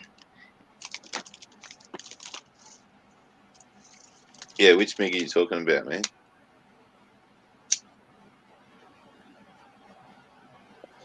Space weed. Well, once again, you got the F-16s, you got the F-15s. They're different platforms designed for different systems. There are some advantages that an F-15 even to this day has over every freaking airframe out there. Not the least of which is the ceiling. As far as a fighter aircraft, I don't think anything flies as high as an F-15 is capable of flying from a standard fighter airframe. And of course, the old saying, you can convert altitude into airspeed at any time. I mean, an F-15 will get above 70,000 feet. Most people don't realize that. I think a MiG-29 got the fighter altitude record recently, a couple of years ago. Don't quote me on that. Well, Farty, that's a yeah, we could get up there, but we can't do anything but fly straight and level, firewall the throttles, and have the afterburners going like mad. Oh yeah, that everything you can to just stay there. Yeah, how do you think the F-15 did it? That was thing had no radar, no gun, no bloody. It was a that was actually the test that they were doing when they were carrying an anti-sat missile. Well, this one didn't even have paint, so make it lighter than No I'm kidding. wonder. Yeah, the F-15 it's got some awesome capabilities to it. It's still the only airframe the only fighter that we have that will accelerate vertically. Well, this is the thing. F-15s and F-15, especially the E model Strike Eagle. Mm-hmm. They've been stealth aircraft well before the F-22 and the F-35. They've just been accompanied by fucking bloody aardvarks. Yeah. With EMs, EF-111s and shit. Yeah. No, Well, the F-15 was designed in a different time. Yeah, well, for a different time and a different war. It wasn't designed for what we're looking for in the fifth and sixth generation. What they're talking about today. Well, that's just like with aircraft like the B-52. It was not designed to fight in Iraq, Afghanistan, Middle East, fighting Mr. Jihadi in his pickup truck with a 50 cal on the back. It was intended to carry nuclear weapons into Russia. Yeah, but you see, like, we used to have a solution to stealth and all this kind of stuff. And the best part about the old way of doing things was you had pods hanging off the wing. You didn't worry about the shape and size and fucking dimensions and bouncy parts and absorption of an aircraft. You had bloody sensors and shit scramble bloody all different spectrums of Isn't radar. that the weirdest nose on a plane ever, though? I'm just saying. No. That's just an intake.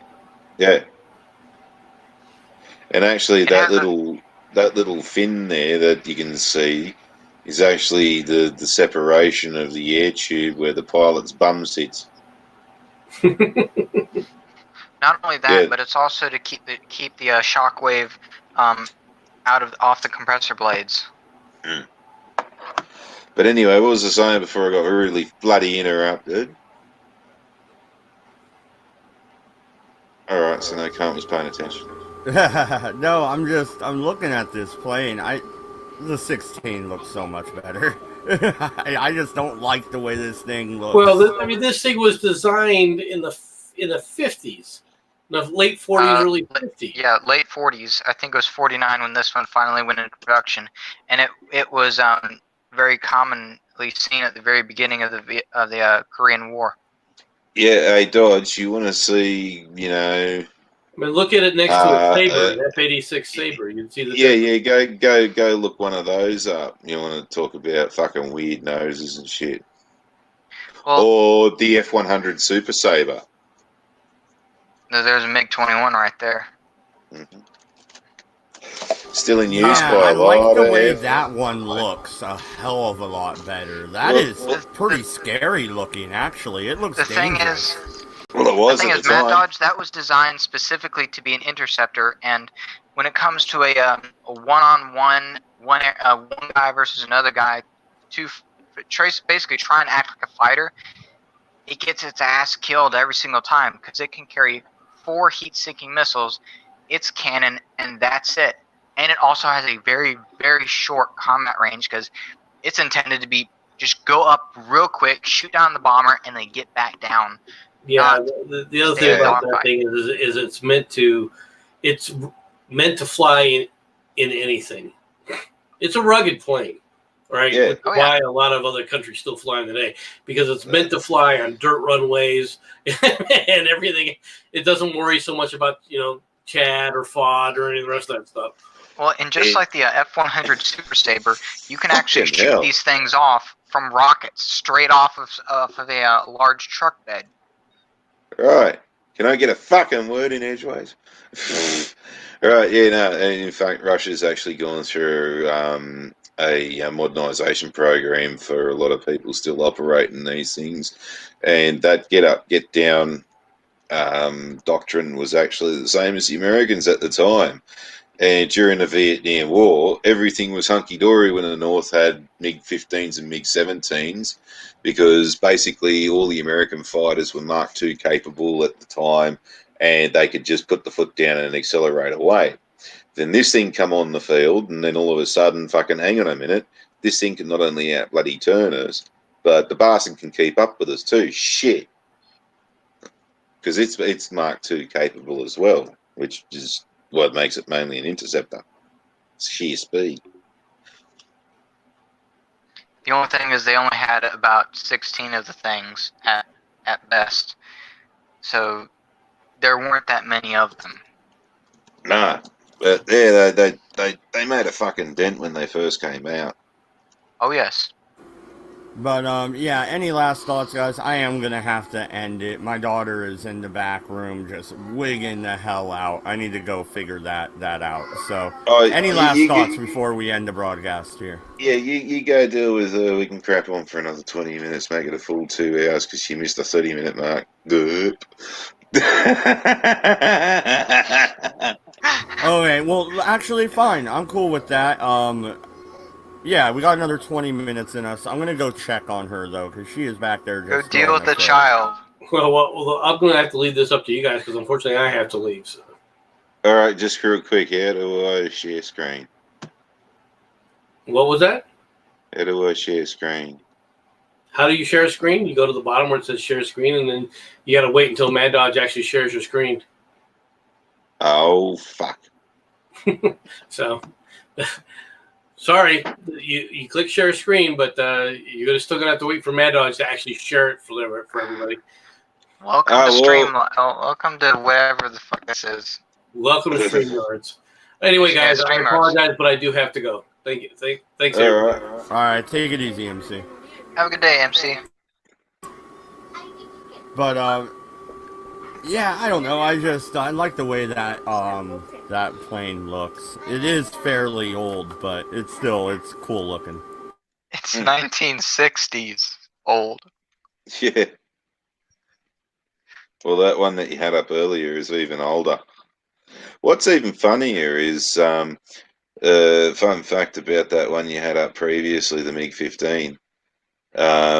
Just before we get on to the MiG-29 Fulcrum, is that the Rolls-Royce 9 engine was given to the Russians on the proviso that they weren't to use it on military purposes. Then the Russians went, don't worry. You trust me, okay? We do not use it for military purposes. Let's put it in MiG.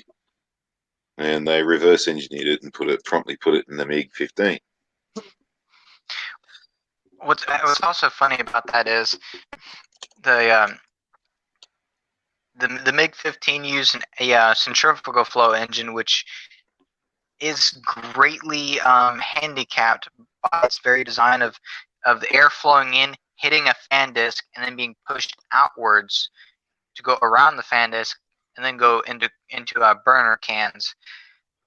The thing is, in order to make the air engine more powerful, you need a bigger fan disc, a larger frontal area to try to push through the air, instead of like an axial flow engine where you just add more and more sets of fan disc at the front. Mm-hmm. Yeah, it was obsolete technology before we gave it to them anyway. So when you hear people have outrage about that, you can go, yeah, but we didn't give them axial flow, you know.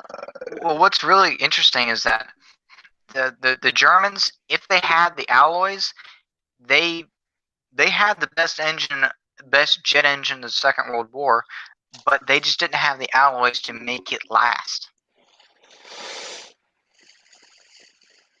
Can you look up F-16 prototype or YF-16 for me, please? I think, if I remember correctly, it's the YF. Oh, yeah, it was the F-16 and F-17 trial. The F-17 ended up becoming the F-18. Yeah, they were Y planes during what I'm looking for. Preferably. So that one. That's the one directly above that one, where it sort of looks like it's coming in the lane, or even that one. Yeah, that's good. Okay, yeah, that landing gear, and it's really difficult to see. But remember I mentioned how it had a a fucking tail hook. It's in the blue Yeah. part between the little fins. Can't see it in that one. No. Get out of this, and it's on the top page. Hopefully they've got it as it's coming in the land. Not that one. No. It's above. It's above the line that you're clicking all of those on. It's right up top. See that one top corner, top left corner? That one. Yeah, the one flaring. No, it's not there either. Fucking dead What are you set. looking for? There's dead set imagery of it with the tail hook down. But anyway. Oh, actually, look under the you can just fucking see the knob of it. If you look under the jet nozzle, right, you follow it down to the bottom, and you can just see that little, if you kept it. It's sat between the two ventral fins. Yeah, but you can see the actual hook part itself just underneath the where the tail the jet nozzle flattens out.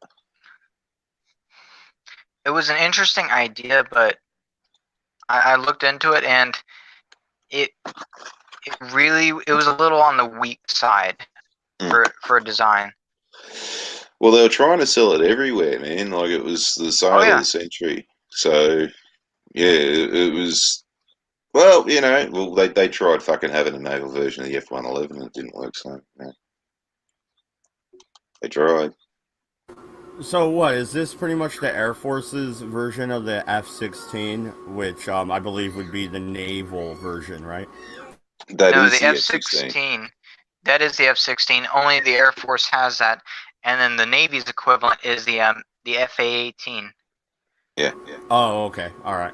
I stand corrected then. Now, there's another picture there. You'll see two planes sitting side by side. If you get out of this, so all the other little thumbnails come up. No. Scroll back up for a little bit. Okay, you see top right corner. That one. Right, now there's the YF-16 and the YF-17 in the trials where they picked the YF-16. Now, the YF-17 was originally built by a company called Northrop, and that looks like an F-18, but it's a little bit smaller and there's some slight differences in design. It's smaller engines. It doesn't have nowhere near the sophistication and avionics as what the F-18 ended up doing. And when this failed this competition, McDonnell Douglas basically took it on and turned it into the F-18. They made it a little bit larger, changed the design a little bit, made it a bit more aerodynamically inefficient and turnable and all this, and agile. And then they stuck a shit ton of like radars and avionics and fucking sensors and stuff like that in it. And then, yeah, that's how we ended up with the F-18. And the F/A-18 really it shows a time in the Navy's thought process right after Vietnam, where they're thinking, heck, we need airplanes that can pretty much do everything. We can't have a airplane that's just a fighter and that's all it can do. The Air Force could still and kind of can still get away with that because they can put more airplanes on their airfields, but you only have so much area on so much deck on a carrier. It's a refined phantom idea. You don't need the giant aircraft anymore, but the whole idea of a plane that can defend itself and perform a bombing mission, and then you bolt on a camera pack, and then it can do a reconnaissance mission. It can launch off an airfield. It can launch off a dirt track. It can launch off a fucking aircraft carrier. If you need it to, you bolt on a bunch of pods and it'll do electronic countermeasures. If you bolt on another set of pods, it'll do aerial refueling. It was supposed to be a jack of all trades, and it's the nearest thing they've got to something along those lines. It does have its deficiencies, but they're pretty minimal when you compare it to an F-35. Exactly. Well, and there is And you have to something to remember, be. it got rid of like 5 or 6 airplanes. Well, no, but there's something to be said, because we had this problem during the Vietnam War. We had missile platforms. That's it. No guns. Then this is suddenly our pilots are stuck in a dogfight and they have no fucking guns. well. We See, had to go back to the F-16 at that point, didn't we? no, So, I mean, no. We didn't go back to an F-16. We adopted an F-16 and an F-15 as a result of it, and the F-18 is another reflection of that, where it's got a gun and it can turn ridiculously tight. It can do stupid shit. I've even seen footage of a Canadian pilot literally sitting it up on its tail thrust, like literally just sitting there vertically in the hover. Now, what the F-15 was it was supposed to be the big air superiority fighter / interceptor. That was basically its only mission until I think it's the E model, the Strike Eagle, came out, where it got cheeks put on the side of the air intakes, which can carry more fuel, and it's got more bomb racks on that, and is designed as a strike bomber, something that can defend itself but also drop a bunch of bombs. And the F-16 was actually designed as a replacement mainly for the F-105, F-104 Starfighter, which was a very, very late 50s, early 60s Century Series fighter, which was sold to basically every European country as a result of the Cold War. And the F-16 was originally designed as a replacement for that, where it was a small, cheap, very maneuverable, very capable, sort of mainly technologically fairly advanced fighter plane that can be used as a bomber and can be used as a fighter, but doesn't have the major capabilities as what like something like a Phantom did. It's like a Swiss Army knife. It's Yeah. it's not great at any one thing. Just like you're not gonna do heart surgery with a Swiss Army knife, but unlike something like a scalpel, which is only good at one thing, it can do a lot more things. It's not gonna do anything great. Now, F-18, when that came along, what that did was it basically replaced the Phantoms as the multi-role strike fighter kind of dealio thing, interceptor, blue, and that was also partly the F-14 Tomcat that helped replace that in the long-range interceptor role. It replaced the F-8 Corsair in the bomber role. It replaced the A4 Skyhawk completely on the small deck carriers and stuff like that when you still had the small deck diesels. It replaced what is used for reconnaissance.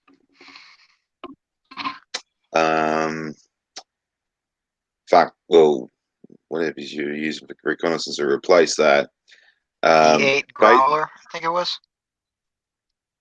Might have been. But basically, yeah, the A6 Intruders. Yeah. It replaced that as in a bomber role as well. So basically, and when they replaced the Tomcats, like they phased out the Tomcats, you effectively had F-18s, Hawkeyes, the AWACS, Vikings, the anti-submarine warfare thing, and you pretty much had your and Greyhounds too. Oh yeah, Greyhounds for supply, your E2s, your intruders and your prowlers, one for fucking EMC and one for refueling.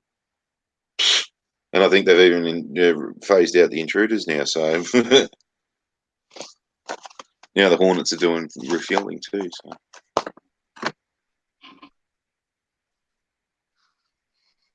But yeah, no, I actually have to start dinner here, so 7 minutes. 6 minutes and 10 seconds. Okay, all right. We'll go to the 2-hour mark. The kids can starve. The kids they can lose a little weight. No, actually, I have my oldest daughter chopping up potatoes for French Yeah, fries. get her to cook. We're gonna have hamburgers and fries for dinner. Yummy. Get her to cook. How typically American. Maybe Yeah. she'll cut off a finger. Oh, wow, I don't want blood in my potatoes. That makes it taste good. It's special sauce. Did you get them from Krusty Burger? And are they called baked hams?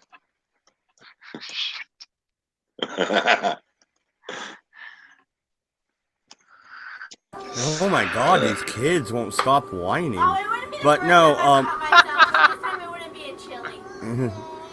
Ew, you bled in a chili? Yeah, you remember I cut my Ah, finger open? gross.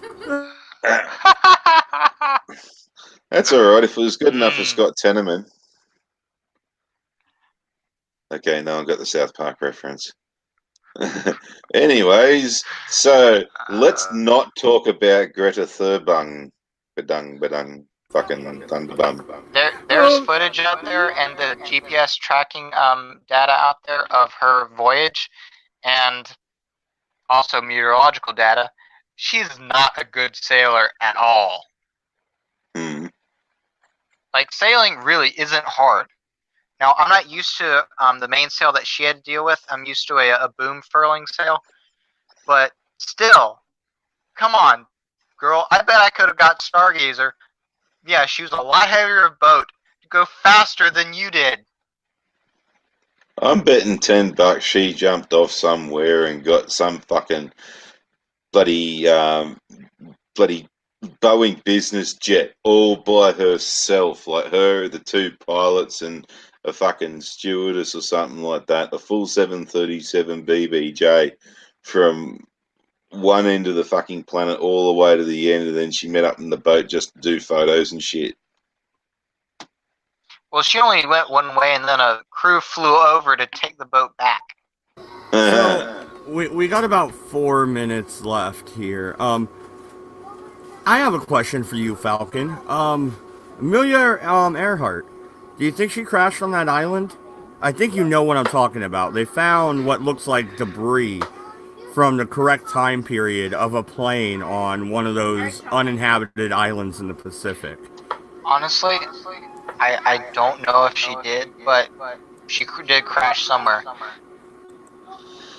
Yeah, it's yeah, that's one thing that we know is an absolute fact. She did run out of fuel, and she's there somewhere now. Whether the Japs found her or not's another story. That photo that they reckon of her crouching on the dock's been brought out to be a fake, but I've heard of a few other stories and stuff like that, local tribes and things saying that yeah, there was a Caucasian woman and a Caucasian bloke brought in by the Japs, and they've even pointed out a hut that they were stored in, and I think one of them even provided a Western woman's shoe, which You is know, I have heard something about that, Farty. And I do want to do a whole show on this whole situation sometime.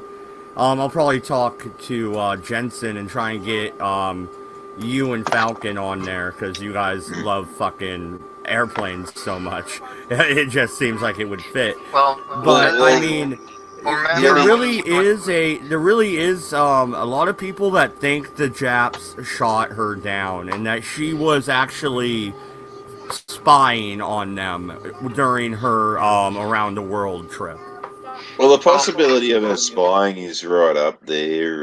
The possibility the Jap shot it down is not really substantiated because there is evidence out there that they had been lost and lost for some time, which they're Exactly. running out of fuel. There Running is out of fuel. evidence that she actually, her and her navigator was a bit of an asshole, but he was very good at his job. She didn't trust him, which is very, very bad thing. And instead of doing what she was supposed to do and start a long count where different stations could triangulate and tell you where you are, she just did short radio calls. Mm. Now, whether there's evidence to suggest that they ran out of fuel. There's evidence to suggest that they landed okay, and there's evidence that suggests that the Japanese may have got her. Now, like I said, there's evidence to suggest. You know, I even heard some people saying that she was that Tokyo Rose figure, or whatever, the Japanese Nah. propaganda machine or whatnot. Nah. God only knows. Nah. Well, the only problem about the Amelia Earhart part of it is all the juicy part happens after the aeroplanes part. So we got 30 seconds. Yeah, no, and we will end up doing a whole show on this. Once again, thank you everybody for helping me out with that guideline strike, guys. It had to be the Twitter chatter because they do not reverse it that quickly ever, especially for a channel the size of mine. 5. So thank you everybody. Good night, good luck. Don't go to France. We're out of here. Peace. Boobies. Put it back, Bradley.